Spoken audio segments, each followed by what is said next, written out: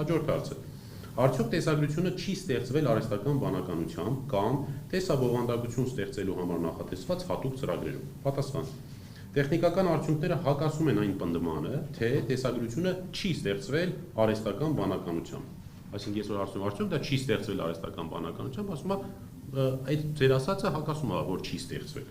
Կամ մասնագիտացված ծրագրերով։ Մի քանի անկախ ցուցիչներ, ծրագրային արտահանման բնութագրեր, ժամանակային վերակառուցում, կադրերի վերաօգտագործման նշաններ, մնացորդային կայունացման օրինաչափություններ, ֆիքսված կադրի կոմպոզիցիա ցույց են տալիս, որ ներկայացված նյութերը հանդիսանում են մասնագիտացված ծրագրով ստեղծված կամ մանիպուլացված արդյունքներ եւ խիստ բնորոշ են արհեստական բանականությունով աջակցված սինթեզին եւ կամ արհեստական բանականությունով աջակցված վերակառուցման փոփոխության։ Էլի տեխնիկական հիմքերն են դրա վերաբերյալ։ Հաջորդը. արդյոք ձայնագրությունը եւ խոսքային բովանդակությունը չեն փոխվել, որտեղ եթե հիշում եք, տեսաձայնագրության մեջ որոշակի ինչ-որ ձայներ կային, հա, աղմուկ կար։ Հիմա հարցը հետեւյալն է. արդյոք ձայնագրությունը եւ խոսքային բովանդակությունը չեն փոխվել։ Պատասխան. ձայնային հոսքը սինխրոնացված չէ տեսագրությանը եւ դրսեւորվում է հետարտադրական ժամանակային մանիպուլյացիայի նշաններ։ Կոնտեյների մակարդակով ժամանակային շեղումը, որը տված է նկարով, ինչպես նաև տեսաձայնային ժամանակային ոչ ստացիոնար վարքագիծը հաստատում են, որ ձայնը վերաժամանակավորվել, այսինքն վերասինխրոնացվել է տեսագրության նկատմամբ։ Եվ թվարկում է, որ 0.080 վայրկյանի տարբերություններ կան, այսինքն կադրը, խոսք, ձայնը իրար հետ չեն համապատասխանում։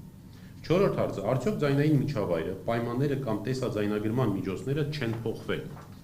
Պատասխան. համակարգված ժամանակային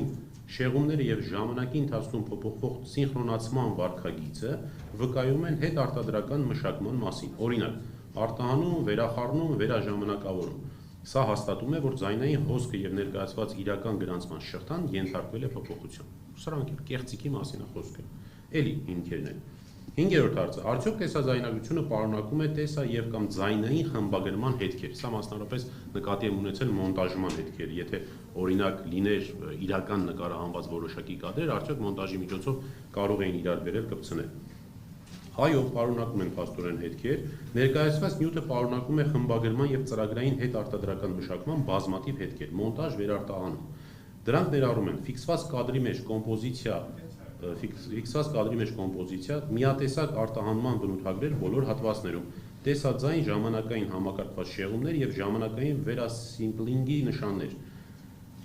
գրեթե կրկնվող կադրերի գերակշռություն, կադրերն են նույնիսկ կրկնվող։ Էլի տեխնիկական հիմքերն են։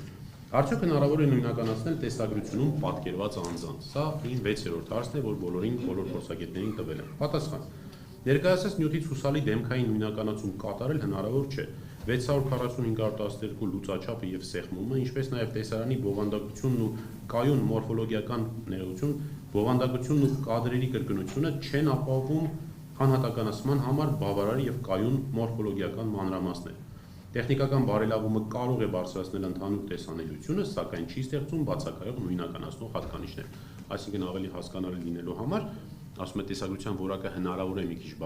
լավացնել, բայց այնուամենայնիվ անհատականացնող այն նշանները, որի միջոցով հնարավոր կդառնար անձին նույնականացնել, դրանք վերականգնել հնարավոր չի։ Եվ վերջին 7-րդ հարցը. արդյոք միջավայրի եւ տեսանելի օբյեկտների երկրաչափական չափերի վելությունը ցույց է տալիս, որ նկարահանումը կատարվել է նախապես կառուցված հատուկ ստուդիայում կամ դեկորացիա տարածքում։ Սրա նպատակն է, որ հնարավոր է դերասանների օրինակ օգնությամբ նկարահանումը տեղի ունեցած լիներ, այնտեղ ինչ-որ այսպես պավիլյոն ստեղծեին, սերիալ նկարեին, կինոներ ինչպես են նկարում, փորձել են բոլոր հարցերի պատասխանները ստանալ, որ բոլոր անկյուններից ունենանք հնարավոր կեղծիք է, թե կեղծիք չի։ Հարցից պատասխանը. ներկայացված արտահանված ֆայլերի հիման վրա հնարավոր չէ կատարել հուսալի երկրաչափական գնահատում այն մասին, թե տեսարանը ստեղծվել է հատուկ նկարահանման համար կառուցված միջավայրում, ստուդիայում կամ դեկորացիա։ Սահմանափակ լուծաչափը, սեղմում եւ մի շարք հատվածներում ակտիվ պատկերի փոքրացված տարածքը սահմանափակում են ճշգրիտ երկրաչափական չափումների հնարավորությունը, մասշտաբ, հողմային չափեր, խորքային հարաբերություններ։ Հետևաբար, ստուդիա դեկորացիա վարկածը չի կարող հաստատվել կամ բացառել զուտ երկրաչափական հիմքով։ Այս բոլոր հարցերին մյուս փորձագետներն էլ ըստ էության նման պատասխաններ են, բայց կան որոշակի տարբերություններ ըստ հավանաբար իրենց մասնագիտության խորացման։ Էլի տրված են տեխնիկական հիմքերը։ Հաջորդը, որ ուզում եմ ներկայացնեմ, Ռուսաստանի Դաշնության փորձաքննության եզրակացության էլի հարցերի պատասխանների հայերեն թարգմանությունն է եւ հետեւաբար նույն հարցերն են։ Արդյոք տեսագրությունում արձանագրված պատկերներն ու տեսաձայնային իրադարձությունները գոյություն են ունեցել օբյեկտիվ իրականություն։ Ես հիմա քանի որ հարցերը կրկնվում են, հարցերը չեմ կարդա, միանգամից արագ ներկայացնեմ դրանց պատասխանները։ Պատասխան գոյություն ունեն ծանրակշիռ գիտատեխնիկական հիմքեր պնդելու, որ տեսագրությունում ներկայացված պատկերներն ու տեսաձայնային իրադարձությունները տեղի չեն ունեցել օբյեկտիվ իրականությունում, այն տեսքով, ինչպես ներկայացված են։ Տրված է հիմնավորումները։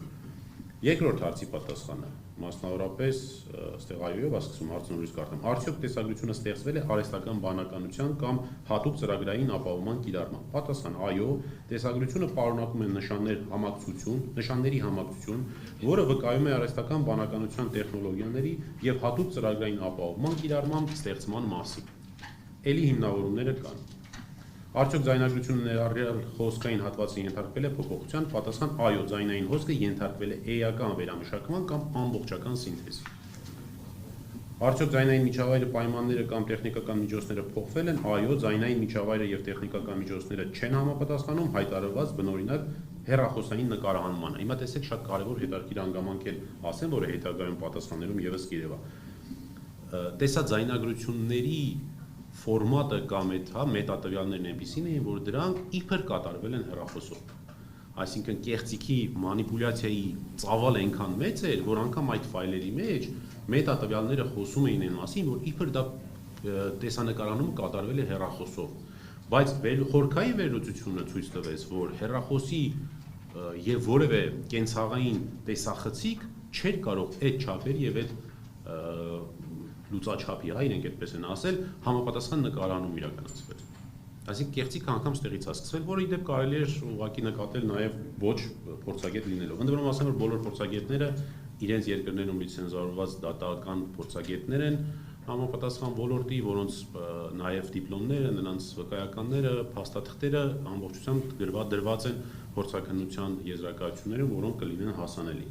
Մասնավոր ընկերություններում են աշխատում Տեսեք, մի Ռուսաստանին օրինակ կազմակերպություն է մի ամբողջ, որը տարբեր փորձաքննություններ է իրականացնում, Սերբիան ու Չեռնոգորիան իրենք անհատներ են, որոնք լիցենզավորված են պետության կողմից որպես փորձագետ դատական փորձաքննություն իրականացնելու համար։ Տարբեր պետություններում այդ բաները տարբեր են, հա, համակարգերը տարբեր են։ Այ օրինակ մեր քննչականը իր փորձաքննության շրջանակներում, ինչպես ասեցի, ինձ համար մի անհայտ անծանոթ մի փորձագետ է ներգրավել, մոտավորապես մեզ մոտ էլ կա դրա հնարավորությունը, բայց այնտեղ մենք մեր ընտրած փորձագետների դիպլոմներ կտեսնեք, մասնագիտացումներ կտեսնեք, ստաժներ կտեսնեք, նրա պետական լիցենզիաներ կտեսնեք, մի խոսքով այս ամբողջը հասանելի կլինի։ Պարունակում է արդյոք տեսագրությունը տեսա եւ կամ զայնային մոնտաժի հետքեր։ Այո, տեսագրությունը հանդիսանում է մոնտաժի, ռենդերինգի արդյունք։ Նույնականացման վերաբերյալ ոչ ներկայացված նյութերով անձի հուսալի նույնականացում հնարավոր չէ, էլի հիմնավորումներով։ Երկրաչափական չափերի իմաստով փոփոխությունը ցույց տալիս է արդյոք երկրաչափական վերլուծությունը, որ նկարահանումը կատարվել է նախապես կառուցված միջավայրում։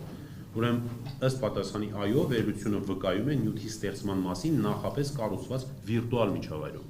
Այսինքն այստեղ խոսքը գնում է հենց արհեստական բանականությամբ ստեղծված միջավայրի մասին, որ քանի որ այդ ամբողջ տեսագրությունը իրականության մեջ ֆիզիկապես գոյություն չի ունեցել, հետեւաբար այս փորձաքննության համաձայն խոսվում է, որ դա վիրտուալ տարածություն է։ Գիտեք, չէ՞ որ նա վիրտուալ տարածություն է։ Կադրերով, արհեստական բանականություն կամ այլ ծրագրերով ստեղծված, դիզայնով ստեղծված տարածքների մասին է խոսքը։ Եվ եզրակացություն վերջնական, ես Ռուսաստանի Դաշնության մասով համակողմանի վերլուծության հիման վրա մասնագետը հանգում է հետևյալ կատեգորիկ եզրակացությանը։ Ուսումնասիրված 5 ֆայլերը չեն հանդիսանում բնօրինակ տեսաձայնագրություն, ստեղծված գրանցող սարքով օբյեկտիվ իրականության պայմաններում։ Գրանցող սարք ասելով ռուսերենում մի քիչ ավելի վանա դառել է իրանց գրածով, նկատի ունի, որ անմիջապես տեսաձայնագրող սարքով, դրանք չեն ստեղծվել տեսաձայնագրող սարքով։ Կամերայով չեն, այսպես կամերաներով չեն նկարվել, կամ որևէ այլ կամերայով չի նկարվել։ Այս փաստերի համակցությունը թույլ է տալիս պնդել, որ բոլոր տեսագրությունները ստեղծվել են արհեստական բանականության տեխնոլոգիաների կիրառմամբ եւ ենթարկվել հետագա մշակման, ասորորակ փաստագրական նկարահանման տեսք տալու նպատակով։ Սա էլ շատ կարևոր հանգամանքներից մեկն է, որ ուզում եմ առանձնացնել։ Այսինքն սկզբից երբ որ ստեղծվել է եղել է ավելի բարձր որակի եւ հետո որպեսզի տպավորություն թողնվի թե տեսագրությունները իրականում վատ կամերայով կամ վատ որակի արված տեսագրություններ են, արհեստականորեն հնեցվել է կադրը։ Տեխնիկական մի քիչ երևի օգտագործեց, իսկ ուղղակի հնեցում են արել կադրը, էլ տենց են ասում։ Որակը գցել։ Որակազերկել են։ Սերբիայի փորձաքննության եզրակացությունը էլի նույն հարցերն են, պատասխան առաջին հարցի ներկայացված ֆայլերի եւ հասանելի մետատվյալների քննության հիման վրա հնարավոր է հիմնավորված պնդումանը, որ տեսագրություններում ցուցադրված պատկերներն ու տեսաձայնային իրադարձությունները գոյություն չեն ունեցել օբյեկտիվ իրականությունում։ Մետատվյալները ցույց են տալիս, որ ֆայլերը ներկայացված տեսքով կոդավորված ստեղծված են Apple iOS միջավայրում։ Սա հենց այն մասին է, ինչի մասին խոսում է։ Տվյալները ցույց են տալիս, թե իբր դա Apple-ով է նկարած, հա, Apple հեռախոսներով է նկարած։ Քանի որ տեսագրությունները իրական չեն, այսինքն չեն նկարահանվել տեսախցիկով, առկա է հիմնավոր պնդում, որ դրանք փոփոխվել կամ արհեստականորեն ստեղծվել են համակարգչային ծրագրային ապահովմամբ, ներառյալ հնարավոր է նաև արհեստական բանականության կիրառմամբ աշխատող ծրագրերով։ Հաջորդ հարցին պատասխան. առկա են բավարար տվյալներ պնդելու համար, որ տեսագրությունները ստեղծվել են արհեստական բանականության կամ տեսաբովանդակություն ստեղծելու համար նախատեսված մասնագիտացված ծրագրի կիրառմամբ, չնայած Core Media Audio-Video մետատվյալները ցույց են տալիս Apple iOS-ի միջավայրում կոդավորում, արտահանում։ Դա ինքնին չի ապացուցում բովանդակության ստեղծման իրական մեթոդը, այսինքն տեսախցիկային նկարահանում, մշակում, վերակառուցում կամ գեներացում։ Հետևաբար, առկա է բավարար հիմք եզրակացնելու, որ նյութը ստեղծվել կամ փոխվել են մասնագիտացված ծրագրով, ներառյալ արհեստական բանականության վրա հիմնված գործիքներով։ Հաջորդ հարցին. Մետատվյալները ցույց են տալիս, որ քննության ենթարկված MP4 ֆայլերը կոդավորված ստեղծված են Apple iOS միջավայրում, ինչը կարող է համապատասխանել ֆայլերի արտահանման կամ վերակոդավորման պահին։ Տեսաձայնային սինխրոնիզացիայի նախնական վերլուծության ընթացքում ձայնային էներգիայի եւ կադրային շարժման 25 կադրվարկյան հարաբերակցությամբ հայտնաբերվել են մոտավորապես -0.20 վայրկյան, այսինքն 200 միլիվայրկյան, այսինքն շուրջ 5 կադր շեղումներ, որտեղ ձայնային ազդանշանը նախորդում է պատկերին։ Սա թույլ է տալիս հիմնավորված պնդում անել, որ ձայնային բովանդակությունը փոփոխվել է, թեպետ հնարավոր պատճառները կարող են ներառել նաև արտահանում, վերակոդավորում, ծրագրային մշակում կամ դեկոդերի ուշացում։ Տվյալների համակցված վերլուծությունը բավարար հիմք է տալիս պնդելու, որ ձայնագրությունները նախկինում ենթարկվել են մշակման, վերաձայնագրման կամ փոփոխության։ Հաջորդ հարցը. արդյոք ձայնային միջավայրի պայմանները կամ տեսաձայնագրության միջոցները չեն փոփոխվել։ Հաշվի առնելով, որ այս հարցը կախված է նախորդ երրորդ հարցի պատասխանից, որն արդեն նշեցրեցի, եւ կարող է այլ լինել նախորդ եզրակացության տարբեր լինելու դեպքում, ներկայիս հարցի պատասխանը ամբողջությամբ համընկնում է նախորդ հարցի պատասխանին։ Արդյոք տեսագրությունները պարունակում են տեսա եւ կամ ձայնային մոնտաժի հետքեր։ Ամբողջ ֆայլը հանդիսանում է վերակոդավորման արդյունք, ըստ պատասխանի։ Սա հաստատվում է MP4 կոնտեյների կառուցվածքով, այնտեղ FFmpeg, որը չի համապատասխանում տեսախցիկով ստեղծված բնօրինակ ֆայլերի կառուցվածքին։ Քողարկված շերտի, այսինքն կադրի արհեստական աղոտացում եւ աղմուկ, այսինքն քողարկված շերտի կիրառումը եւս դասակարգվում է որպես դիտավորյալ խմբագրում բովանդակության ստեղծման հետքերը թաքցնելու նպատակով։ Հաջորդ հարցը. տեսագրություններում երևում են անձինք, սակայն տեսանյութերը ցածր որակի եւ սահմանափակ լուսաչափի են, ինչը բավարար չէ հուսալի դեմքային նույնականացման համար։ Ճշգրիտ նույնականացումը կախված է դեմքի հիմնական մորֆոլոգիական հատկանիշների տեսանելիությունից, իսկ նման սեղմված եւ ցածր լուսաչափ ունեցող նյութում հնարավոր չէ հայտնաբերել եզակի մանրահատկություններ կամ նուրբ անատոմիական առանձնահատկություններ։ Եզրակացվում է, որ տեսագրություններում պատկերված անձանց նույնականացումը հնարավոր չէ։ Արդյոք տեսագրությունները վկայում են նախապես կառուցված ստուդիայի կամ դեկորացիայի միջավայրում նկարահանման մասին։ Պատասխան. տեսագրությունների տեխնիկական բնութագրերը, ելի այդ չափերն են տված, օբյեկտիվորեն նվազեցնում են ճշգրիտ երկրաչափական վերլուծություն իրականացնելու հնարավորությունը, մասշտաբ, հեռանկարային հարաբերություն, հղումային չափեր, խորքային հարաբերություններ, հատկապես այն դեպքում, երբ կադրերում բացակայում են հայտնի չափերով հուսալի հղումային օբյեկտներ։ Բացի այդ, մետատվյալները ցույց են տալիս արտահանում վերակոդավորում, ինչը կարող է ազդել տեսողական եւ